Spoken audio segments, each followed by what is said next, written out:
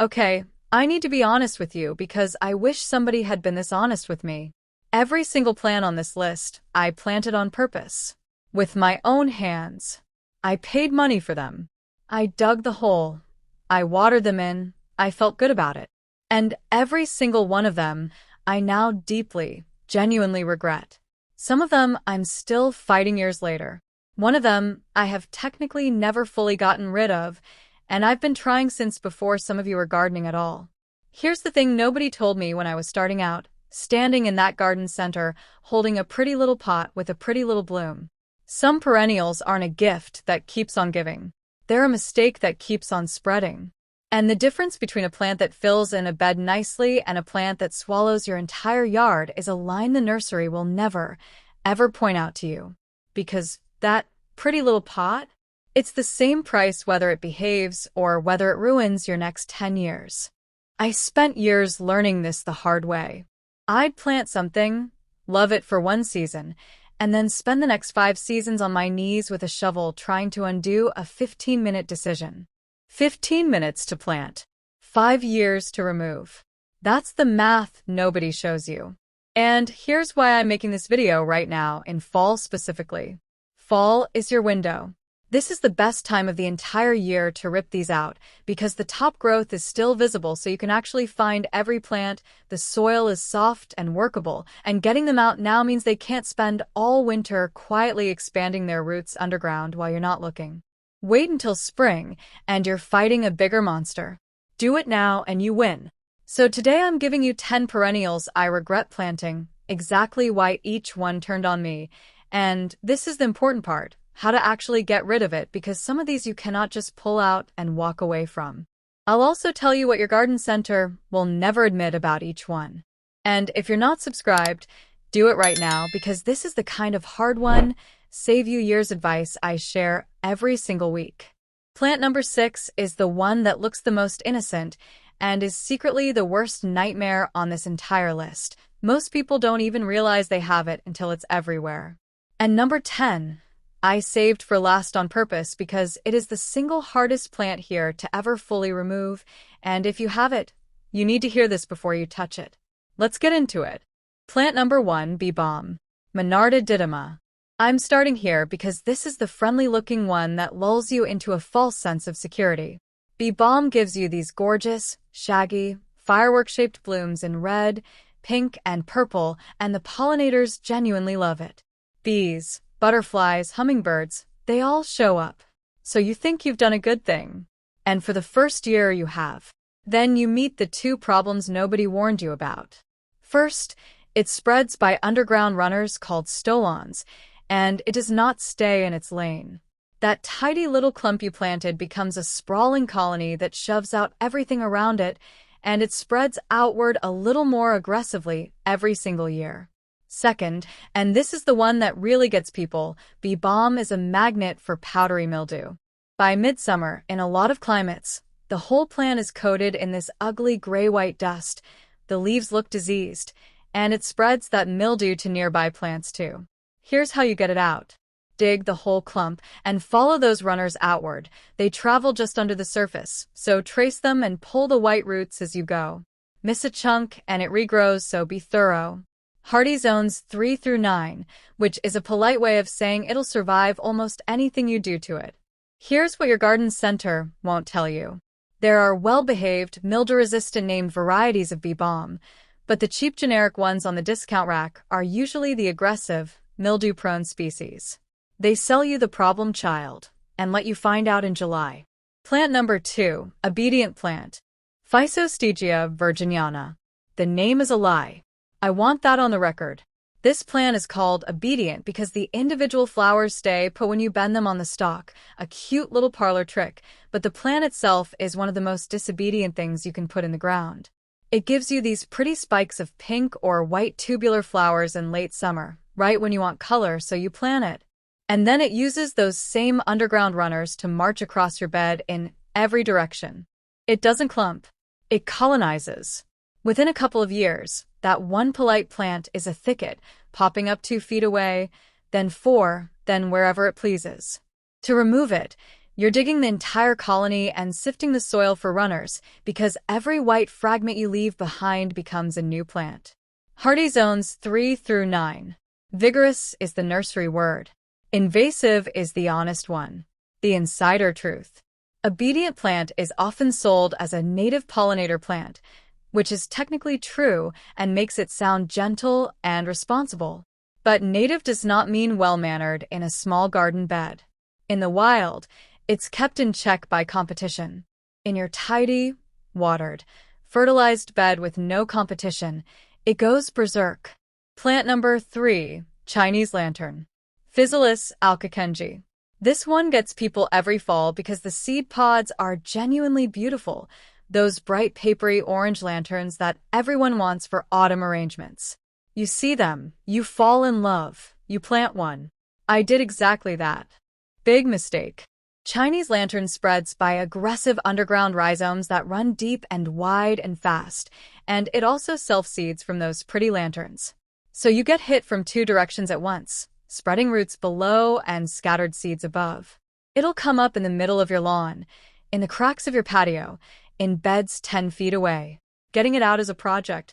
You have to dig deep, because those rhizomes go down further than you'd expect, and any piece left behind regrows. And you have to cut off and bag every single lantern before it drops seed. Hardy zones 3 through 9, unfortunately. Here's what nobody mentions. If you love those orange lanterns, grow them in a large, solid, bottomless container sunk into the ground, or better yet, a pot with no drainage into the soil at all. Never, ever loosen a bed. And cut the pods before they open.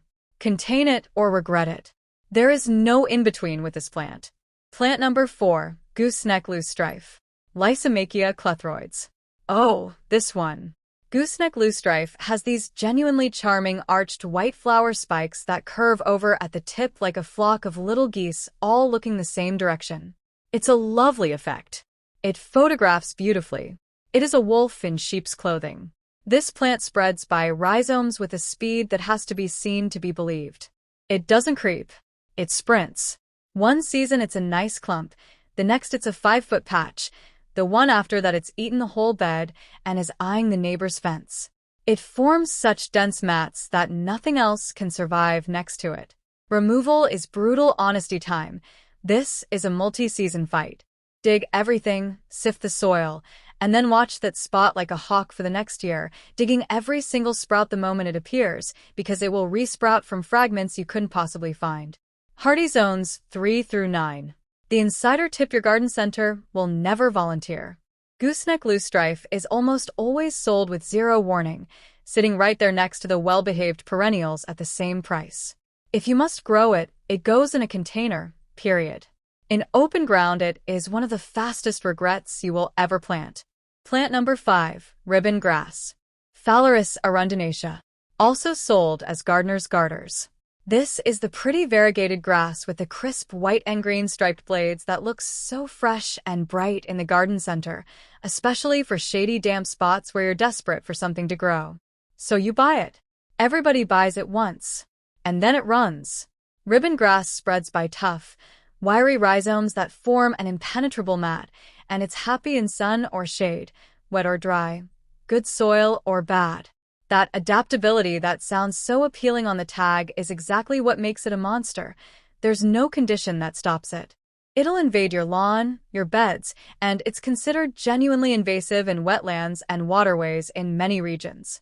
To remove it, you're digging out the entire mat, and those rhizomes are tough and interwoven, so it's real physical work. Every fragment regrows. Some people resort to smothering the area for a full season. Hardy zones 4 through 9. Here's what they won't say at checkout. Ornamental grass sounds so contained and decorative, doesn't it? But this particular ornamental grass is on invasive species lists in multiple areas. If a plant is banned from sale in some states, that tells you everything. Skip it entirely. There are gorgeous, clumping, well-behaved grasses that give you the same look without the takeover. Quick check-in, we're 5 in, halfway through, and I really need you to stick with me for the back half because this is where the truly serious offenders live. Number 6 is the one I warned you about at the start, the innocent-looking plant that is secretly the worst nightmare on this list, and I promise you some of you have it right now and don't even know. And number 10 is the one I saved for last because it is the hardest plant here to ever fully kill, and there's a specific mistake almost everyone makes trying to remove it that makes it exponentially worse. Do not click away before that one. Plant number 6, creeping bellflower. Campanula rapunculoides. Here it is. The one that looks the most harmless and is, without question, the worst on this entire list. And here's the cruelest part. A lot of you didn't even plant this on purpose. It hitchhikes into gardens in the pots of other plants, or a well-meaning neighbor hands you a pretty little bellflower, and that's how the nightmare begins. It looks lovely. Delicate arching stems of nodding purple bell-shaped flowers, very cottage garden, very innocent. And underneath the soil it is running a hostile takeover. Creeping bellflower spreads two ways at once, by deep, brittle white rhizomes and by thousands of seeds, and it has a thick, deep taproot that snaps off when you pull it, leaving the bottom behind to regrow. Pulling the top does nothing but make you feel like you accomplished something. This is the one gardeners write to agricultural extension offices about in despair. To remove it, you have to dig deep and get the entire white taproot, every fragment of rhizome, and stay on it for years because the seed bank alone will haunt you. Hardy zones 3 through 9. And I truly wish it weren't. Here's the insider truth nobody tells you. Creeping bellflower is often mistaken for harmless native harebells or garden campanulas, so people leave it, or even encourage it, thinking it's a nice thing. Learn to identify it, that arching one-sided spike of purple bells, and get it out the moment you see it, while it's small. Every season you wait multiplies the fight tenfold. If you catch it early, you have a chance. If you let it settle in, it becomes a decade-long war. Plant number 7, lily of the valley. Convallaria majalis. I know. It smells like heaven. Those tiny white bells are the scent of spring itself, and Grandma had a patch of it. I get the emotional attachment, but I have to tell you the truth. Lily of the valley spreads by dense underground rhizomes called pips, and it forms a mat so thick and so complete that absolutely nothing else can grow through it. It's often sold as a ground cover for shade, which sounds useful, until you realize it means it will colonize every inch of shade you have and keep going into places you didn't want covered at all. And it's tough. It outcompetes and smothers other plants effortlessly. There's a second thing they don't emphasize. Every part of this plant is highly toxic if eaten, which matters a lot if you have kids or pets who spend time in the yard. Removal means digging out the entire dense mat of pips, and because they're so tightly interwoven, and any piece regrows, this is a dig and repeat job over more than one season. Hardy zones 2 through 9, yes, it's hardy almost to the Arctic. The insider tip. If you love it for the scent and the memories, and that's fair, grow it in a sunken container or a tight, contained bed with hard edges it physically cannot cross, like between a foundation and a paved path. Give it one square it can never escape. In open ground, charming ground cover quietly becomes the only thing that grows here now. Plant number 8, bishop's weed. Egopodium podagraria. Also called gout weed or snow on the mountain. This is the plant that has broken more gardeners' spirits than almost anything else, and it's still sold, usually the variegated green and white version, as a tough ground cover for difficult areas. That phrase should terrify you by now. Bishop's weed spreads by rhizomes that form a solid, choking underground network, and it is relentless. It comes up through other plants, through mulch, through the edges of your lawn. It thrives in sun or shade. And here's the kicker. The variegated version people plant on purpose can revert to a plain green form that's even more vigorous, so it gets worse over time, not better. Removing it is famous for being nearly impossible by digging alone, because the rhizome network is so extensive and every tiny fragment regrows. Serious removal usually means smothering the entire area with cardboard and mulch for a full growing season, sometimes longer, and still watching for survivors. Hardy zones 3 through 9. Here's what the garden center will absolutely never tell you. Bishop's weed is one of the most regretted plants in existence, widely considered one of the worst ornamental ground covers ever sold, and it's still on shelves. If you see it for sale, walk away. If you have it, Start the smothering process this fall, so it's weakening all winter. There is no easy version of removing this plant, only the version where you start now. Plant number 9, Japanese anemone. Anemone hupahensis. This one hurts to include because it's genuinely beautiful and it blooms in late summer and fall when you're desperate for fresh color. Those elegant pink or white flowers on tall, swaying stems are lovely, and for the first couple of years, it's perfectly behaved. That's the trap. Japanese anemone spreads by suckering roots, and it's a slow burn. It lulls you in with good manners for 2 or 3 years, and then it takes off. Suddenly, it's coming up feet away from the original plant, running under your other perennials, popping up where you never planted it. Because it starts slow, most people don't realize it's a spreader until it's already established and much harder to contain. To remove it, you dig the plant and trace those running roots outward, and you know the refrain by now. Every fragment left behind resprouts, so it's a return and dig job over a season or 2. Hardy zones 4 through 8. The insider tip. Japanese anemone earns a spot on this list specifically because of the delayed betrayal. If you love it, and it is lovely, plant it somewhere it can run freely without harming anything, a contained bed, or a spot ringed by hard edges, and never in the middle of a mixed border with plants you care about. No going in that year 3 is when it shows its true nature. Plant number 10, comfrey. Symphytum officinale. And I saved this one for last on purpose because it is the single hardest plant on this entire list to ever fully remove, and there is one specific mistake almost everyone makes that turns a bad problem into a permanent one. Comfrey gets planted with the best intentions. People grow it as a medicinal herb or as a compost plant because the leaves are nutrient-rich, or for the pretty nodding purple-pink bellflowers the bees adore. All good reasons. And then they try to move it or dig it out, and they discover the truth. Comfrey has a deep, thick, brittle taproot that goes down a long way. And here is the fatal mistake. Every single piece of root left in the ground grows into a brand new plant. So when you dig it and the taproot snaps, which it always does, and you don't get all of it, which you almost never do, you haven't removed one comfrey. You've propagated several. People who rototill a comfrey patch to get rid of it end up with a field of it because they've just chopped one plant into 100 pieces and planted every one. Hardy zones 3 through 9, and effectively immortal once established. To actually remove it, you dig as deep and complete as you humanly can, get every scrap of that taproot, and then commit to a season or more of smothering and cutting down every regrowth the instant it appears, starving the root of light until it finally gives up. Do not till it. Do not chop it, dig, or smother. Here's the insider truth to end on. Comfrey isn't evil. It's genuinely useful, and if you want it, there's a sterile named variety called Bocking 14 that won't self-seed everywhere. But the common comfrey most people plant, loose in the ground, is a lifetime commitment disguised as a helpful herb. Plant it only where you are 100% certain you want it forever, because forever is roughly how long it stays. Alright, let me pull all 10 together because the easiest way to think about these is by the kind of trouble they cause. The underground runners and rhizome spreaders, bee balm, obedient plant, gooseneck loosestrife, ribbon grass, and bishop's weed. These are the ones that march sideways through your beds and choke out everything in their path. If you have these, dig now, follow every runner, and be ruthless. The deeproot regenerators, creeping bellflower and comfrey. These are the ones where fragments left behind become new plants, so pulling the top is worthless.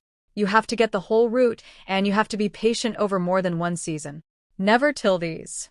And the pretty ground cover traps, Chinese lantern, lily of the valley, and Japanese anemone. The ones that seduce you with beautiful blooms or a nostalgic scent, and then quietly take the whole yard. If you love them, contain them completely, or don't plant them at all. Here's what I really want you to hear before you go. Every plant on this list I planted because it was pretty or useful or on sale, and because nobody told me the truth standing in that garden center aisle. And that's the whole reason I made this, so you don't spend the years I spent on your knees with a shovel, undoing a 15-minute decision. Fall is your moment. The plants are still visible, the soil is soft, and anything you remove now can't spend all winter digging in deeper. So this weekend, walk your garden with clear eyes, find the ones that have started to overstep, and get them out while it's still an afternoon of work instead of a decade of war. Because there is genuinely nothing like standing at your window on a crisp fall morning, coffee in your hands, looking out at a garden full of plants you chose on purpose. Plants that stay where you put them, that play nicely with their neighbors, that you can actually enjoy instead of fight. That peace is worth one hard afternoon with a shovel. I promise you it is. And listen, we're just getting started here. Every single week, I break down how to build a beautiful, low-maintenance garden that works with you instead of against you, the honest stuff, the save-you-years stuff, made for real people with real yards. So, if you're not subscribed yet, now is the time. Hit subscribe, turn on the bell, and this kind of thing comes straight to you. And before you go, drop a comment and tell me, which of these have you planted and regretted? I know I'm not the only one. I read every single comment, and I genuinely want to hear your horror stories. Now go grab that shovel while the weather's on your side. You've got time, but not forever. I'll see you in the next one.